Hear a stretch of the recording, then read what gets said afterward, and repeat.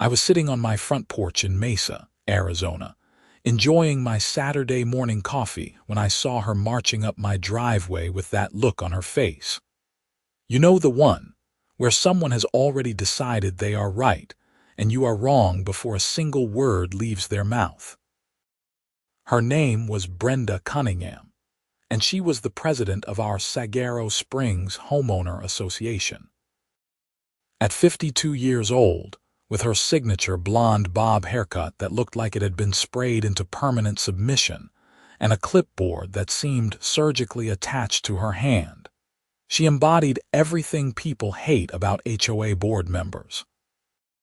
"Quincy Kellerman," she called out, her voice sharp enough to cut glass. "We need to talk about that eyesore you installed on your roof." I set down my coffee mug and looked up at the satellite dish I had professionally installed just 3 days earlier. It was a standard 18-inch satellite dish, black, mounted on the side of my roof facing southwest to get optimal signal. Nothing fancy, nothing huge, just a regular dish that probably a quarter of the homes in our development had. "Good morning to you too, Brenda," I said, keeping my tone neutral. "What seems to be the problem?" She stopped at the bottom of my porch steps, her sensible beige flats planted firmly on the concrete. "The problem, Quincy, is that you installed that satellite dish without seeking approval from the Architectural Review Committee. You know very well that any exterior modifications to your property require written permission from the HOA. I took a slow sip of my coffee. I had been living in Saguaro Springs for 5 years, and in that time, I had learned that Brenda lived for these confrontations.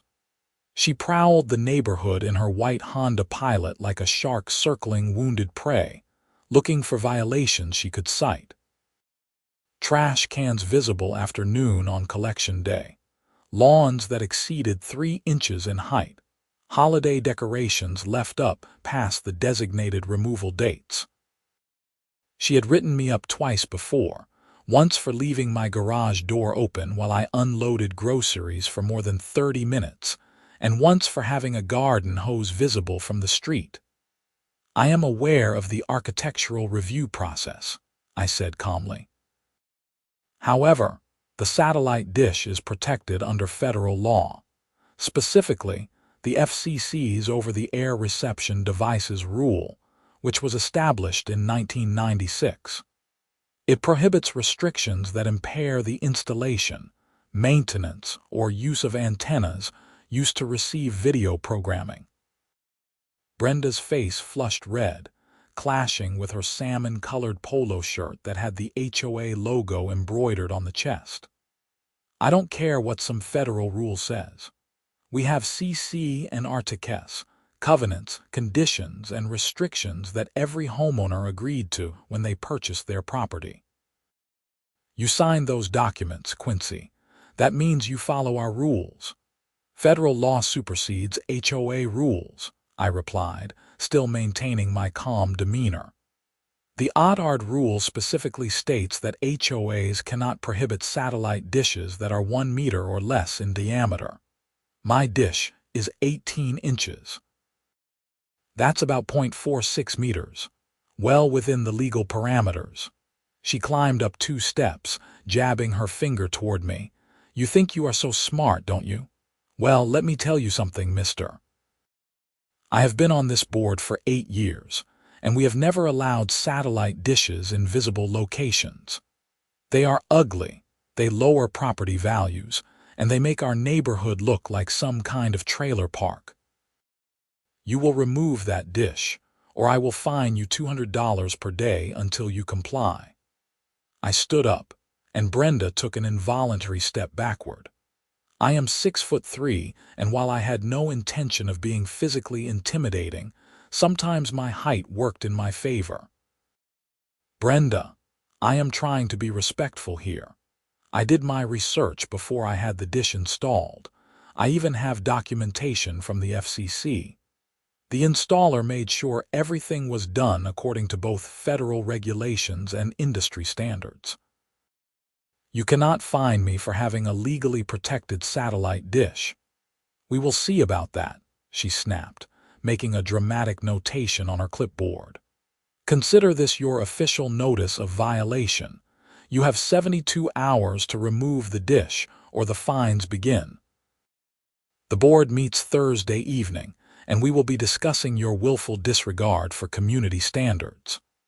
She turned on her heel and marched back down my driveway, her clipboard swinging at her side like a weapon. I watched her climb into her Honda and speed off, probably to go find some other poor homeowner to harass. I pulled out my phone and took a photo of my satellite dish, then sat back down to finish my coffee. This was far from over, and I knew it. Monday morning, I found an official letter from the HOA in my mailbox. It was printed on their letterhead, which featured a terrible clip art image of a saguaro cactus and an Arizona sunset. The letter, signed by Brenda in her looping cursive handwriting, reiterated everything she had said on Saturday. It demanded removal of the unauthorized satellite receiving device within 72 hours and threatened daily fines of $200, plus the potential for legal action to force compliance. I called my lawyer, a guy named Marcus Thompson who had helped me with my real estate purchase 5 years ago. He was in his late 40s, sharp as a tack, and had dealt with HOA disputes before. When I explained the situation, he actually laughed. "Let me guess," Marcus said over the phone. "Your HOA president has a power complex and thinks she can override federal law." "That about sums it up," I confirmed. "I have the FCC documentation, I know my rights, but she is threatening fines and legal action." "Here is what you are going to do," Marcus said. "Write a formal response to the HOA, cite the Odd-Hard rule, include the FCC fact sheet, and send it certified mail. Make it clear that you are protected under federal law and that any fines they attempt to levy will be challenged in court." Most HOAs back down once they realize they are on shaky legal ground. If they don't, we will file for declaratory judgment and possibly countersue for harassment and attorney fees. I spent Monday evening drafting my response. I kept it professional but firm, citing Section 47 CFR. Section 1.4000, explaining the Odd-Hard rule in detail, and attaching the relevant FCC consumer fact sheet. I made it clear that my satellite dish met all the criteria for protection. It was under 1 meter in diameter. It was installed on property under my exclusive use or control, and it was necessary for receiving satellite television signals.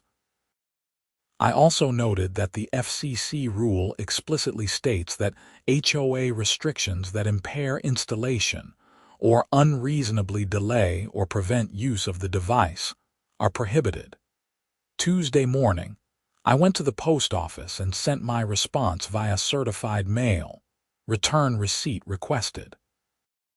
I wanted a paper trail documenting everything. When you deal with people like Brenda, you learn that documentation is your best friend. Wednesday afternoon, my doorbell rang. I opened it to find a different HOA board member standing there, a woman named Patricia Mills who lived 4 houses down. Patricia was about 60, with gray hair and glasses, and she had always seemed relatively reasonable during the few HOA meetings I had attended. "Quincy, hi," she said, looking uncomfortable. "I wanted to talk to you about this satellite dish situation before the board meeting tomorrow night." "Come on in," I said, opening the door wider. "Can I get you some water or iced tea?" "Water would be great, thank you." We sat in my living room, and Patricia looked around at my bookshelf, which was crammed with everything from legal thrillers to books about aviation. I worked as an air traffic controller at Phoenix Mesa Gateway Airport, which meant I had odd hours but decent pay and benefits. The satellite television had been something I wanted because I enjoyed watching documentaries and sports, and streaming services just were not cutting it for the specific channels I wanted. "Look," Patricia began, "I read your letter to the board.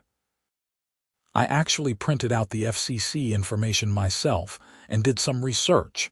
You are right. Federal law protects your satellite dish. I appreciate you taking the time to verify that," I said. "The thing is," she continued, looking pained, "Brenda is not going to let this go.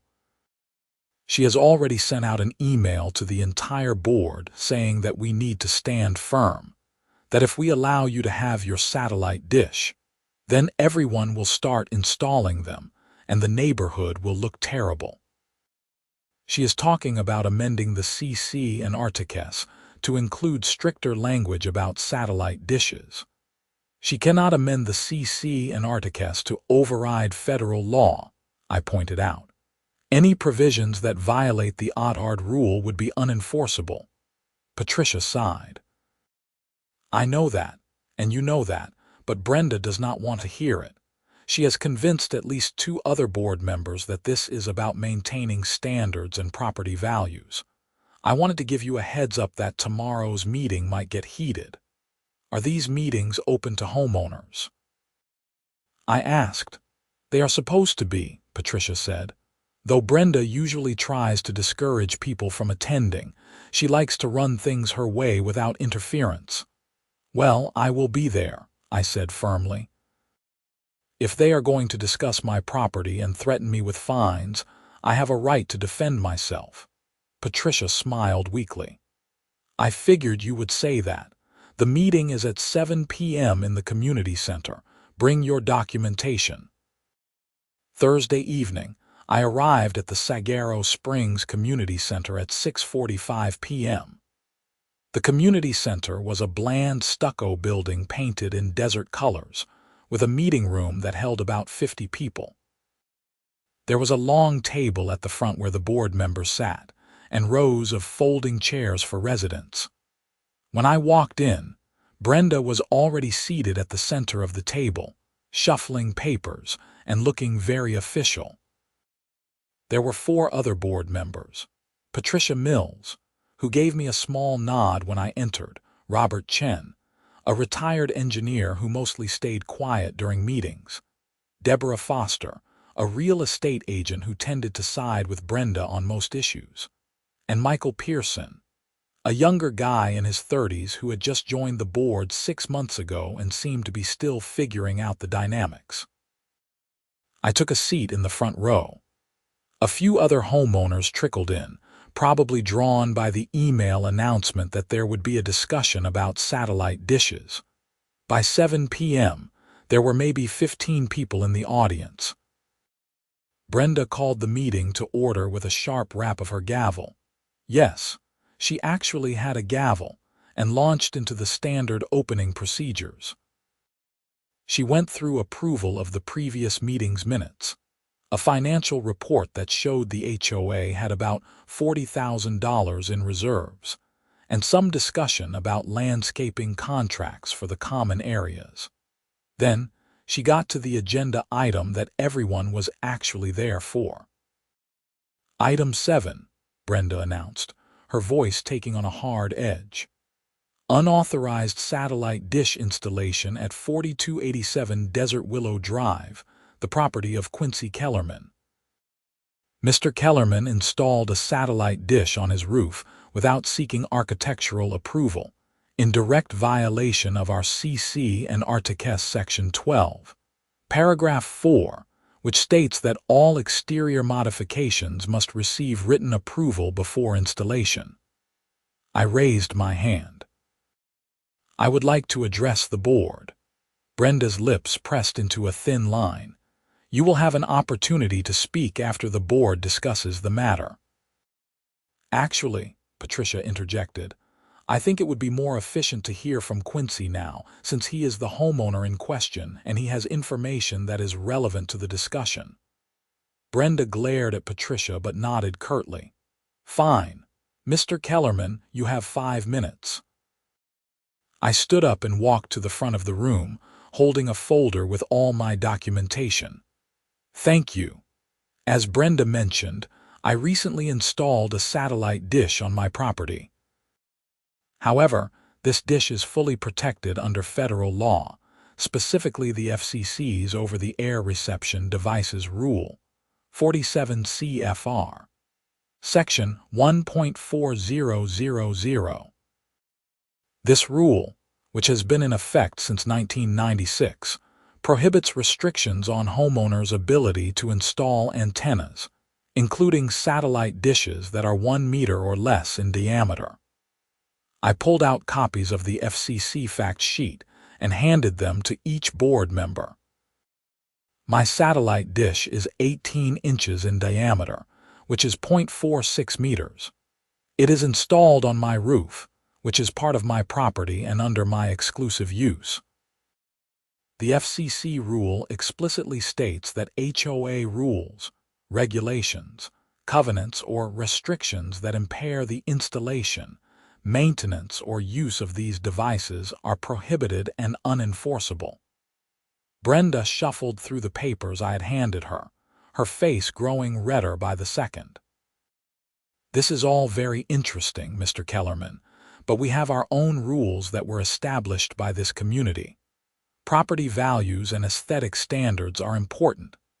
Federal law supersedes HOA rules, I repeated, keeping my voice level. The odd rule has been upheld in numerous court cases.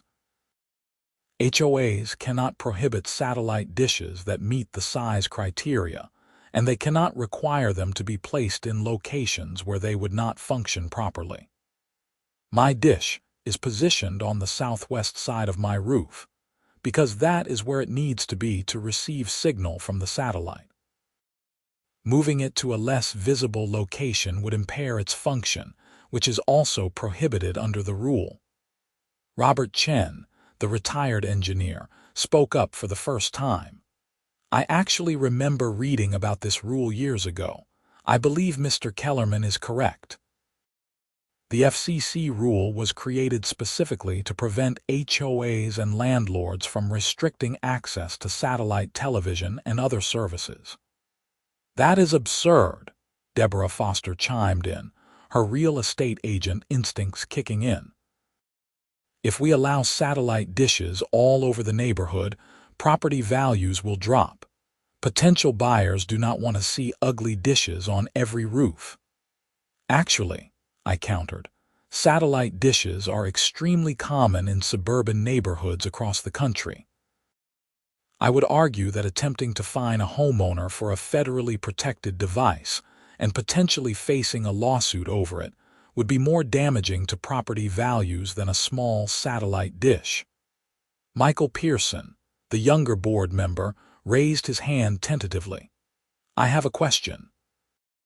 If federal law protects these devices, what happens if we try to enforce our CC and RTCS anyway? What are the potential consequences for the HOA? I was glad he asked. The FCC can impose sanctions and fines on HOAs that violate the OTARD rule. Additionally, homeowners can sue for damages, attorney fees, and injunctive relief.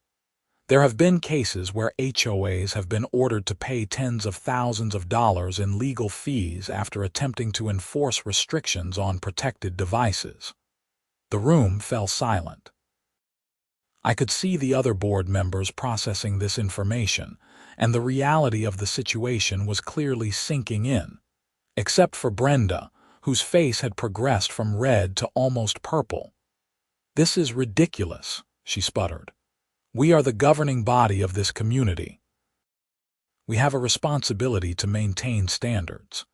You also have a responsibility to follow federal law," Patricia said quietly but firmly. "Quincy is right.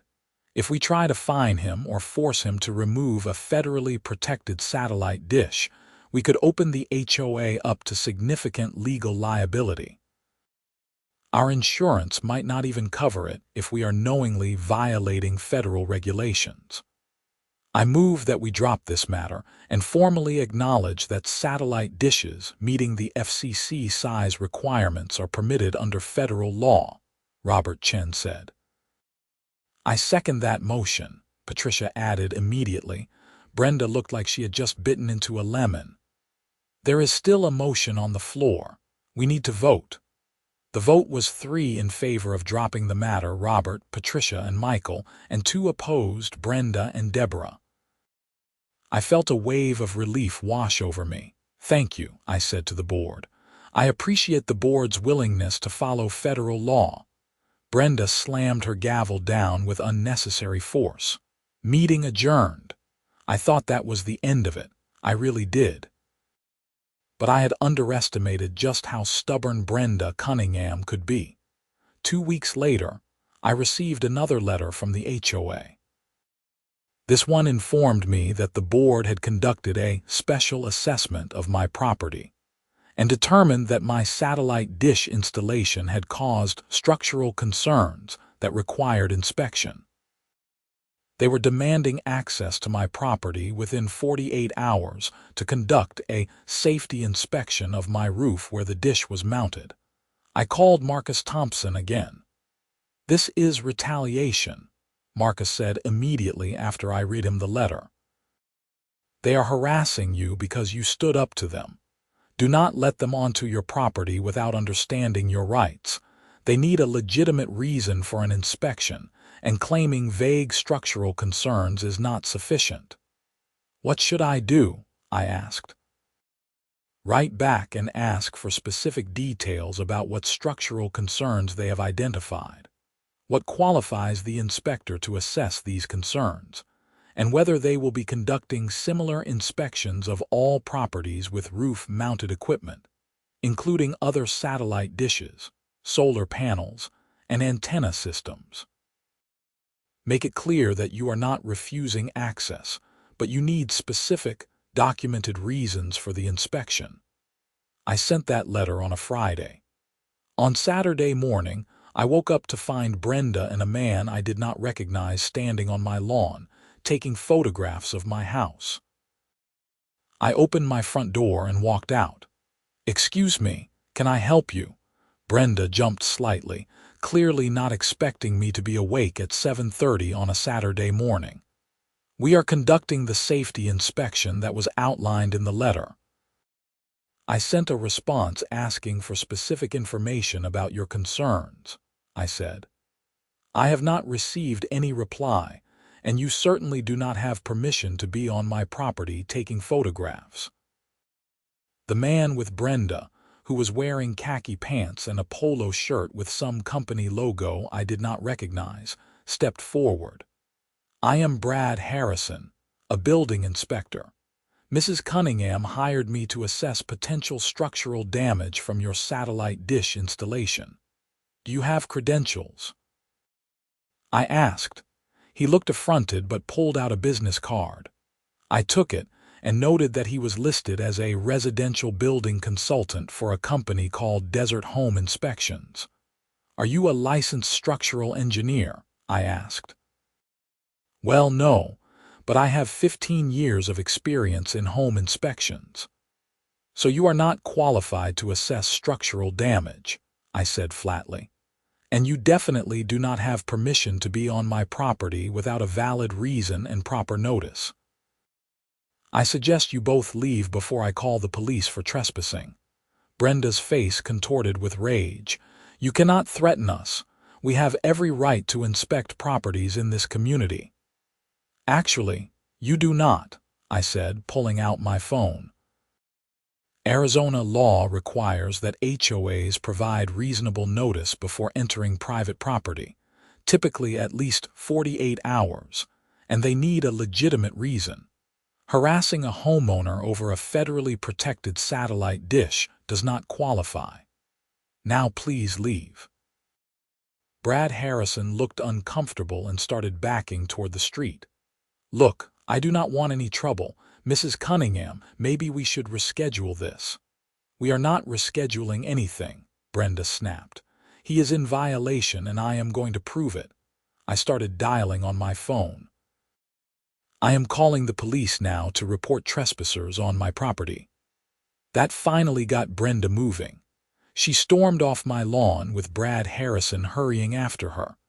I watched them drive away in separate vehicles, then called Marcus Thompson to fill him in on what had happened. "This has crossed the line into harassment," Marcus said. "I think it is time to take offensive action. I am going to draft a cease and desist letter to the HOA, and specifically to Brenda Cunningham in her capacity as HOA president. We are going to make it very clear that any further harassment will result in legal action." "Do you think that will stop her?" I asked. "Honestly, probably not, but it establishes the pattern of behavior we will need if this goes to court." The cease and desist letter was delivered on Monday via certified mail and email. It outlined every incident of harassment, from the initial threat of fines through the weekend trespassing incident. It cited both the Othard Rule and Arizona's laws regarding HOA conduct and property access. It demanded that the HOA immediately cease all attempts to force removal of the satellite dish and stop any retaliatory actions against my property.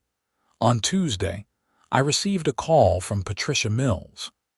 "Quincy, I need to tell you something," she said, her voice low and urgent. "I probably should not be calling you, but this has gone too far. Brenda is planning to call an emergency special meeting of the homeowners to vote on amending the CC and RTCS to ban satellite dishes entirely. She is going around to different houses, telling people that your satellite dish is the first step toward the neighborhood becoming run down and trashy." "Can she do that?" I asked. "Can the CC and RTCS be amended to override federal law?" "Technically, they can hold a vote to amend the CC and RTCS, but any provisions that violate federal law would still be unenforceable. The problem is, a lot of homeowners do not know that. If she gets enough people worked up, and they vote to amend the CC and RTCS, it will create this whole mess even though the amendments would not actually be legal." "When is this meeting supposed to happen?" "Next week, Tuesday evening. She is required to give 7 days' notice for a special meeting." "Quincy, I think you need to be there and explain the legal situation to the other homeowners. Brenda is spreading misinformation, and people are believing her." I thanked Patricia for the heads up and immediately called Marcus again. This situation was spiraling out of control. "Let her hold her meeting," Marcus advised. "But you should absolutely be there, and I will come with you. We will bring printed materials about the Othard Rule, and we will make sure the homeowners understand that any amendments to the CC and RTCS that violate federal law are void and unenforceable. More importantly, we will make it clear that if the HOA continues this harassment campaign, you will file suit." The week leading up to the special meeting was tense. I noticed Brenda driving through the neighborhood more frequently than usual, and several of my neighbors stopped returning my waves when I saw them. It was clear that Brenda's whisper campaign was working. On Monday evening, the night before the meeting, my next-door neighbor, a guy named Tom Fletcher who I had always gotten along with, knocked on my door. "Hey, Quincy," he said, looking awkward. "Can we talk for a minute?" "Sure, come on in." We sat in my living room, and Tom seemed to struggle with what he wanted to say. Finally, he blurted out, "Brenda came by our house and said that your satellite dish is against HOA rules and that you are being difficult about removing it. She said that if we do not crack down on this kind of thing, the neighborhood will go downhill and our home values will drop. Is that true?" I took a deep breath and pulled out the folder I had been keeping with all my documentation. "Tom, let me show you something." I spent the next 20 minutes walking Tom through the entire situation. I showed him the FCC rules, explained the Othard protection, detailed every interaction I had had with Brenda, and explained how federal law worked in relation to HOA rules. By the end, Tom looked shocked. "I had no idea," he said. "Brenda made it sound like you were just being stubborn and refusing to follow the rules. She did not mention anything about federal law." "She is either ignorant of federal law or deliberately ignoring it," I said. "Either way, she is creating a problem where none needs to exist. My satellite dish is legal, it is protected, and I have every right to have it." Tom stood up and shook my hand. "I appreciate you taking the time to explain this to me. I will be at the meeting tomorrow night, and I am going to make sure other people understand what is really going on." Tuesday evening arrived, and I drove to the community center with Marcus Thompson. The parking lot was packed, far more cars than I had ever seen at an HOA meeting before. Brenda had clearly been effective at getting people to show up. Inside, every seat was filled, and people were standing along the walls. There had to be at least 80 homeowners present. The board sat at their table at the front, with Brenda in the center looking very pleased with the turnout. Marcus and I found a spot along the side wall. He was carrying a briefcase filled with legal documentation, and I had my folder of materials. Brenda called the meeting to order and launched immediately into her prepared speech. "Thank you all for coming tonight. We have called this special meeting because we are facing a threat to our community's standards and property values. As many of you know, one of our residents has installed a large, unsightly satellite dish on his roof without seeking proper approval. When the board attempted to enforce our rules, this resident hired a lawyer and threatened legal action. There were murmurs through the crowd. Marcus leaned over and whispered, 'Let her talk. She is digging her own grave.' Brenda continued, her voice rising with emotion. 'If we allow this to stand, what is next? Will people start parking RVs in their driveways? Will they paint their houses purple or put up political signs year-round? Our CC and Articus exist to protect all of us, to maintain the character and value of this neighborhood. That is why I am proposing an amendment to our CC and Articus that will explicitly prohibit satellite dishes in visible locations. They must be placed in backyards or other areas where they cannot be seen from the street." She gestured dramatically toward a poster board she had set up, which showed photographs of various satellite dishes in what she apparently considered to be terrible locations. I noticed that one of the photos was of my house. "I am asking you all to vote yes on this amendment," Brenda concluded. "Let us protect our neighborhood and our investments." There was scattered applause, though I noticed it was not as enthusiastic as Brenda probably hoped. "Are there any questions or comments from homeowners before we vote?" Brenda asked, though her tone suggested she did not actually want any. I raised my hand. "I have a comment." Brenda's face tightened. "Mr. Kellerman, I do not think it is appropriate for you to speak since you are the subject of this amendment." Marcus stepped forward. "Actually, under Arizona HOA law and basic parliamentary procedure, all homeowners have the right to speak at HOA meetings. If you deny Mr. Kellerman his right to address the assembly, that would be a violation of the law." Brenda looked like she wanted to argue, but Patricia Mills spoke up. "He should be allowed to speak, Brenda. Everyone deserves a chance to be heard." "Fine," Brenda said through gritted teeth. 5 minutes. I walked to the front of the room and Marcus handed me a stack of papers we had prepared. "How many of you have heard of the FCC's over-the-air reception devices rule?" I asked the assembled homeowners. Only a handful of hands went up. "I am not surprised," I said. "This is a federal law that has existed since 1996, and most people do not know about it unless they need to use it. This rule, found in 47 CFR, Section 1.4000, prohibits restrictions on property owners' ability to install and use certain types of antennas, including satellite dishes that are 1 meter or less in diameter. I held up my folder. My satellite dish is 18 inches in diameter. That is 0.46 meters. It is installed on my roof, which is my property. Under federal law, it is protected. HOAs cannot prohibit these devices, and they cannot require them to be placed in locations where they would not function properly. I started distributing the papers Marcus and I had prepared, walking through the aisles and handing them out. These are copies of the FCC fact sheet about the Odd rule. You will notice that it explicitly says that state and local laws or private restrictions, including HOA rules, cannot be enforced if they impair the installation, maintenance, or use of these protected devices. Brenda stood up. That is enough, Mr. Kellerman. You have made your point. Actually, I am not finished, I said. Here is what you all need to understand. Even if you vote to amend the CC and Articles tonight, any provisions that violate federal law are unenforceable. They would be void.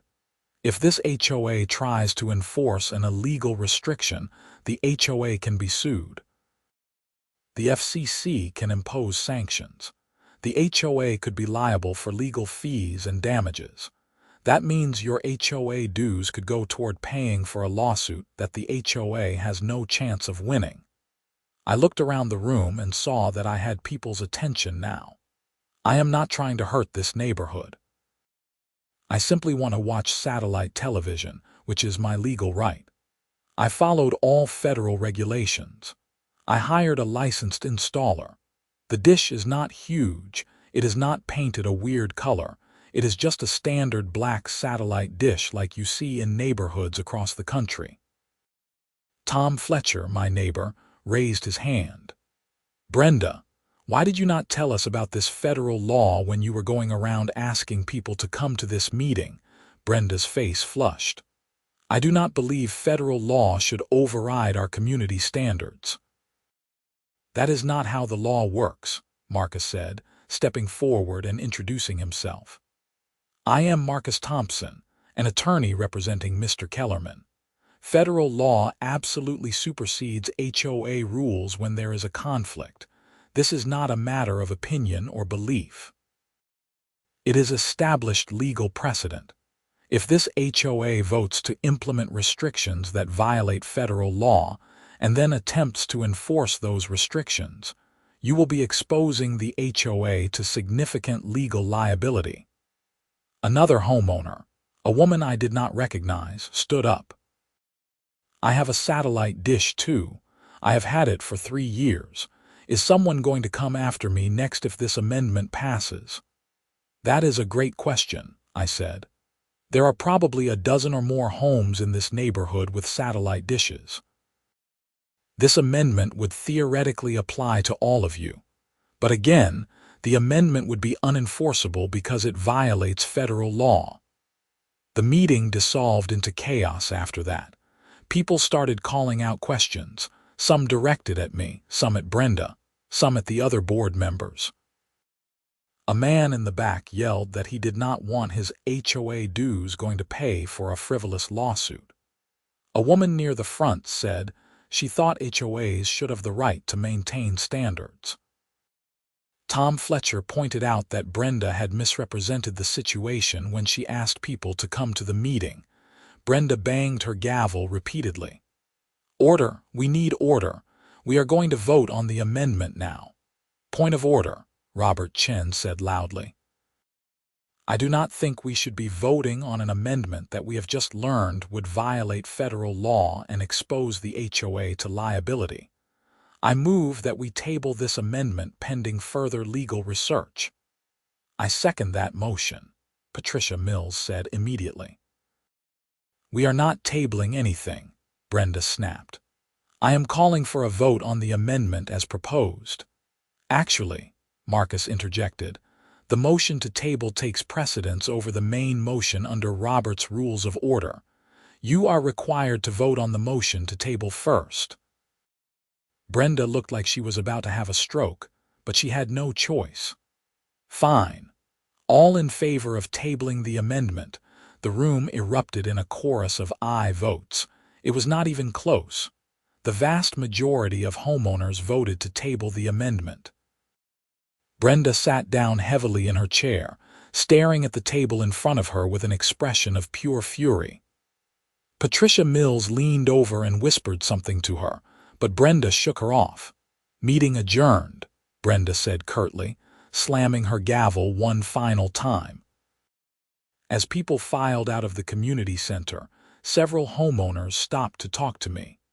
Some apologized for believing Brenda's version of events without getting all the facts. Others thanked me for standing up to the board. A few people with their own satellite dishes expressed relief that they would not be targeted next. Tom Fletcher clapped me on the shoulder. "That took guts, man. Brenda has been running this HOA like her personal fiefdom for years. It is about time someone stood up to her." Marcus and I walked out to the parking lot together. "That went well," he said. "I think you have gotten through to most of the homeowners. Brenda is going to have a hard time continuing her harassment campaign now that everyone knows she was misrepresenting the law." "I hope you are right," I said, "but something tells me she is not done yet." I was correct. The following Saturday morning, I discovered that someone had thrown eggs at my satellite dish during the night. The dried yolk had crusted on the dish and was dripping down the side of my roof. I took photos with my phone, documenting everything, then got out my ladder and cleaning supplies to remove the mess. While I was on the ladder, Tom Fletcher came out of his house and walked over. "Did someone vandalize your property?" "Looks like it," I said, scrubbing at the dried egg. "Happened sometime last night. That is messed up. You should file a police report." "I am planning to," I said, "though I doubt they will be able to do much about it." Tom looked troubled. "Look, I do not want to start rumors, but I saw Brenda driving through the neighborhood really slowly around 11 last night. I noticed because it seemed weird, her just cruising around that late." I climbed down the ladder and looked at Tom. "Are you saying you think Brenda did this?" "I am not saying anything for sure," Tom said carefully. "I am just telling you what I saw.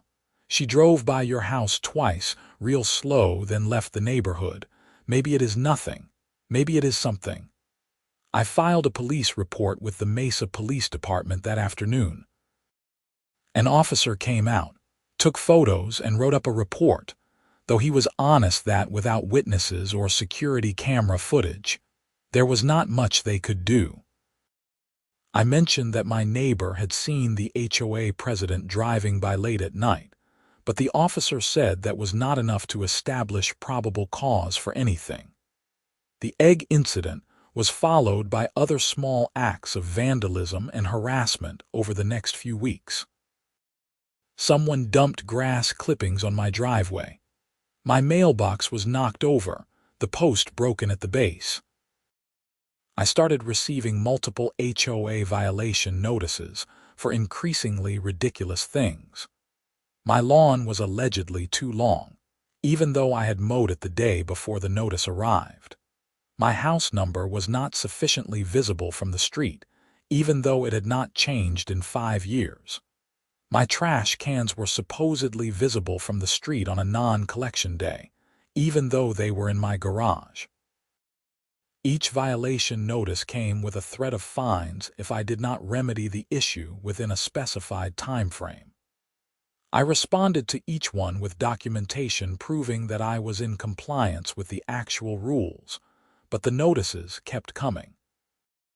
Marcus advised me to keep copies of everything and to install security cameras.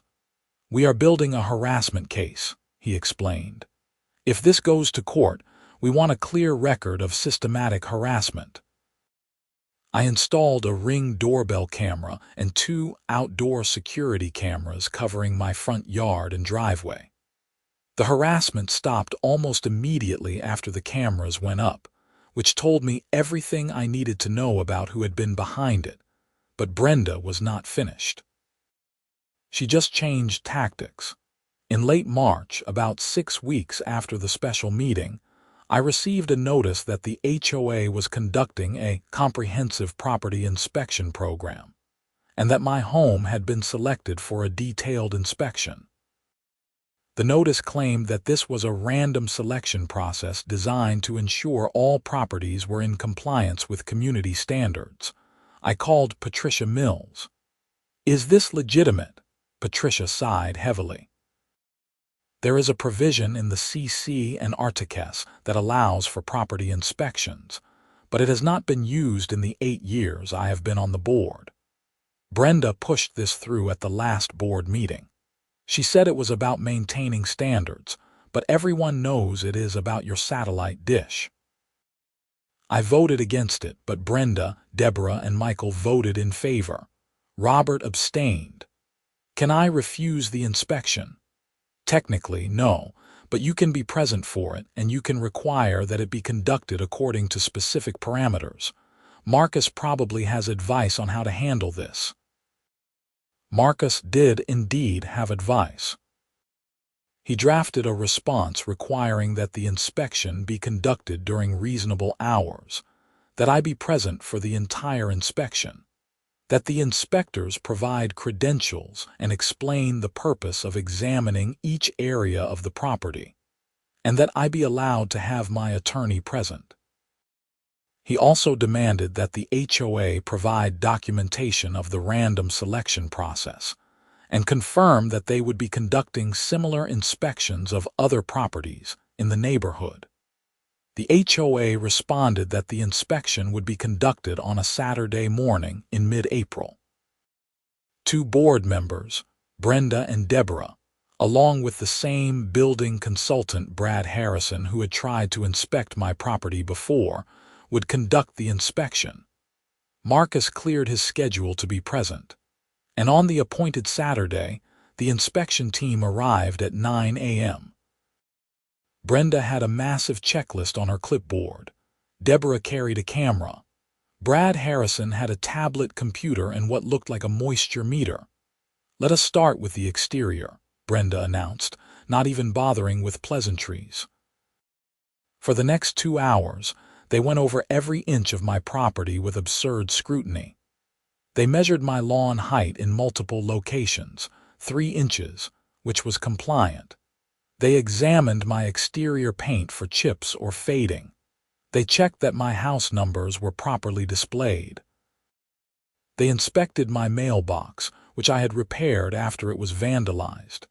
They looked at my rain gutters, my roof shingles, my driveway for cracks, and my landscaping for weeds.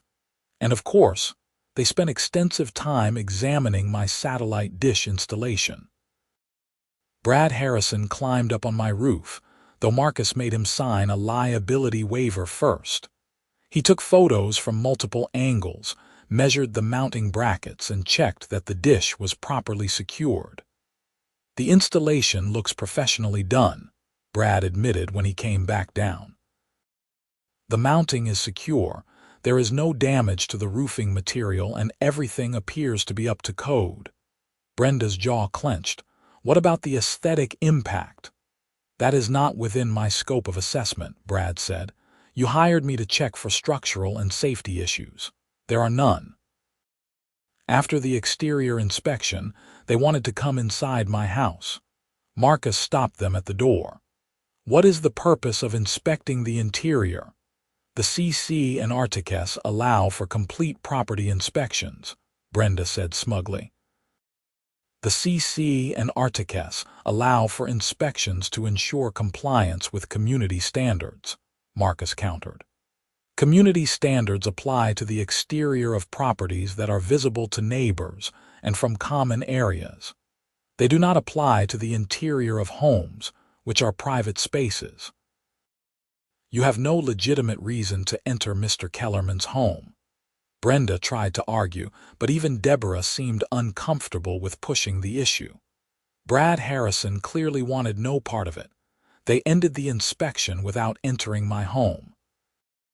We will compile our findings and report them to the full board, Brenda said stiffly. You will receive a formal report within 2 weeks. The report, when it arrived, was 23 pages long. 23 pages. It documented every minuscule detail of my property and concluded with a list of 7 alleged violations, including the fact that there was a small crack in my driveway. A section of my fence had weathered wood that did not match the rest, and my satellite dish was aesthetically inconsistent with community standards. Each violation came with a demand for correction and a deadline. The total potential fines if I did not comply added up to over $3,000. I was done playing games. Marcus filed a lawsuit against the Saguaro Springs Homeowner Association, Brenda Cunningham individually in her capacity as HOA president, and the other board members in their official capacities. The complaint alleged violation of the FCC's ODARD rule, harassment, selective enforcement of HOA rules, retaliatory conduct, violation of Arizona HOA statutes, and intentional infliction of emotional distress. We filed in Maricopa County Superior Court, and we asked for injunctive relief, compensatory damages, punitive damages, and attorney fees. The lawsuit made local news. A reporter from the Arizona Republic wrote an article about HOA overreach and federal law, using my case as the primary example. The story was picked up by several local television stations, and I did an interview with a consumer protection reporter from Channel 12 News. Suddenly, everyone in Saguaro Springs knew about the lawsuit. More importantly, everyone knew that Brenda had been violating federal law and exposing the HOA to legal liability. An emergency board meeting was called, and this time, Brenda was on the defensive. Homeowners were furious that HOA funds, their dues money, would be used to defend a lawsuit that the HOA was almost certain to lose. Patricia Mills called me the evening after that meeting. Brenda is out. The board voted to remove her as president. We also voted to immediately cease all enforcement actions related to your satellite dish and to settle the lawsuit if possible. Who is the new president? I asked. Robert Chen. He is level-headed and he understands the legal situation. He wants to meet with you and your attorney to discuss a settlement. The settlement negotiations took place in Marcus's office the following week. Robert Chen attended, along with Patricia Mills and the HOA's insurance company's lawyer, a sharp woman in her 40s named Jennifer Ramirez. Let me be clear about the HOA's position, Jennifer Ramirez began. We acknowledge that the satellite dish is protected under federal law. The HOA will not attempt to remove it or impose any fines related to it. We will formally amend our internal policies to recognize ODARD protections. That is a start, Marcus said, but there is also the matter of the systematic harassment my client endured. Robert Chen looked genuinely remorseful. I want to apologize for what happened. I should have been more forceful in opposing Brenda's actions. We are prepared to offer a formal written apology and to reimburse you for all legal fees incurred. We are also prepared to drop the ridiculous violations from the inspection report, Patricia added. And we want to make it clear that you will not face any further retaliation or harassment. Marcus and I stepped out of the room to confer. What do you think? I asked. I think they are genuinely trying to make this right, Marcus said. Robert and Patricia seem like reasonable people who were stuck dealing with Brenda's power trip. The insurance company lawyer is pushing for settlement because she knows they would lose at trial. You could push for more, maybe punitive damages, but that would mean a lengthy court battle. I thought about it. I had never wanted to be in a legal fight. I just wanted to watch satellite television in peace. Let us settle, I said.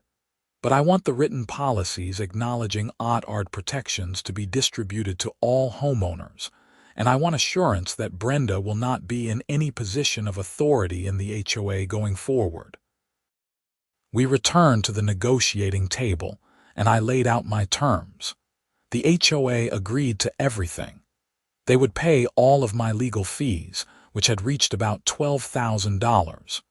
They would issue a formal written apology to be included in the next HOA newsletter.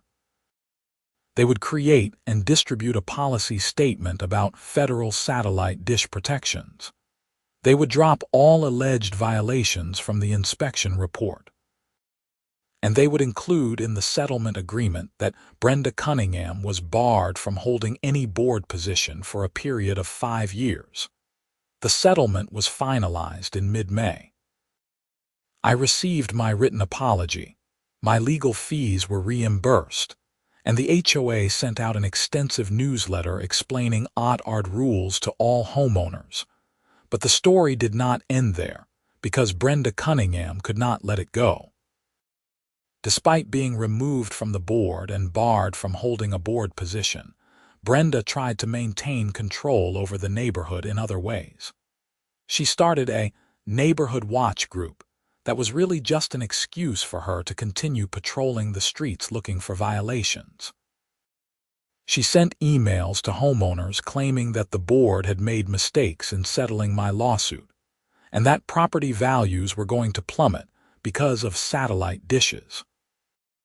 Most people ignored her, but she had a few supporters, including Deborah Foster, who had also been removed from the board after the lawsuit. In August, I came home from work one day to find that my satellite dish had been spray-painted orange. Bright, garish orange paint completely covering the black dish.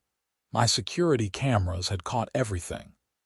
The video clearly showed Brenda Cunningham walking onto my property at 3 in the afternoon, spray paint can in hand, and defacing my satellite dish.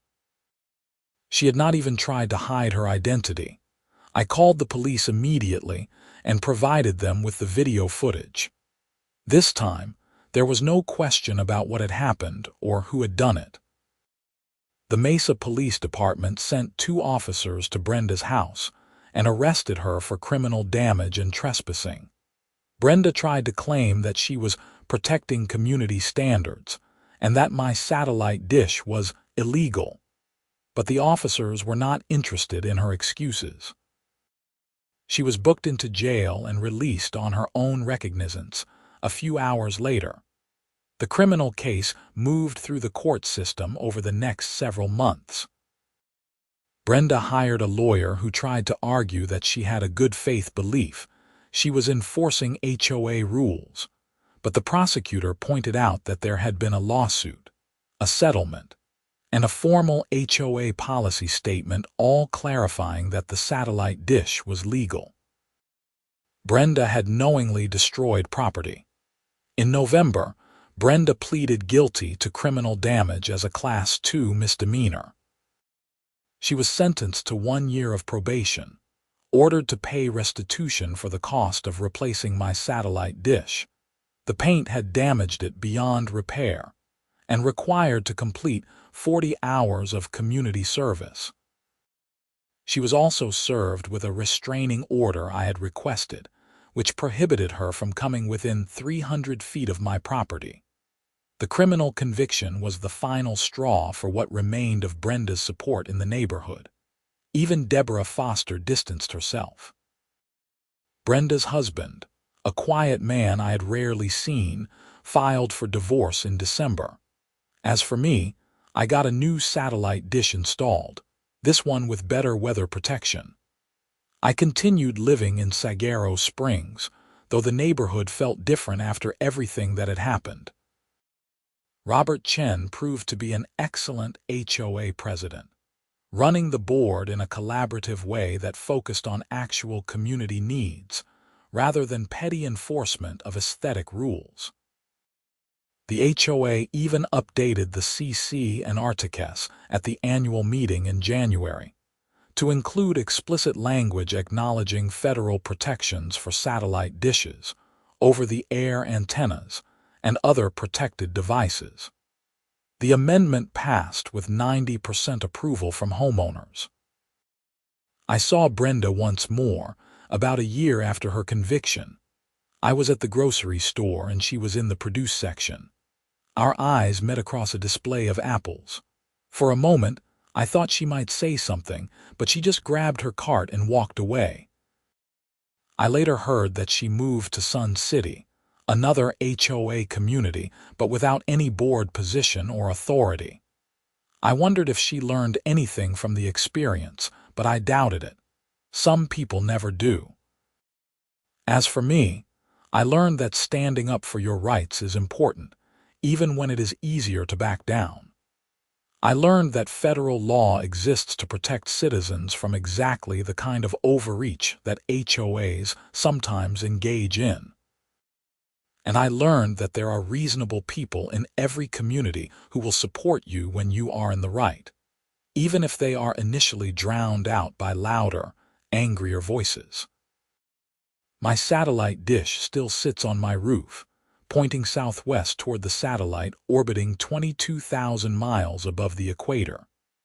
Every time I watch a documentary or a football game, I think about the absurd battle I had to fight for something that should have been simple. But I also think about the good people like Patricia Mills and Robert Chen and Tom Fletcher, who stood up when it mattered. I think about Marcus Thompson, who fought the good fight with skill and principle. And I think about all the other homeowners across the country who might face similar situations and need to know that federal law is on their side. The over-the-air reception devices rule exists for a reason. It protects consumers' access to information and entertainment, and it prevents HOAs and landlords from using aesthetic concerns to limit those fundamental rights. My case was just one example among thousands, but it mattered. It mattered to me, sitting in my living room watching satellite television that I had every right to receive. It mattered to my neighbors, who learned that HOA rules are not absolute and that federal law provides important protections. And it mattered to Brenda Cunningham, though not in the way she expected, serving as a cautionary tale about what happens when petty authority goes unchecked. The last time I drove past Brenda's old house, there was a for sale sign in the front yard. New owners moved in 3 months later, a young couple with a toddler. They seem nice. They wave when they see me, and they have never once mentioned my satellite dish.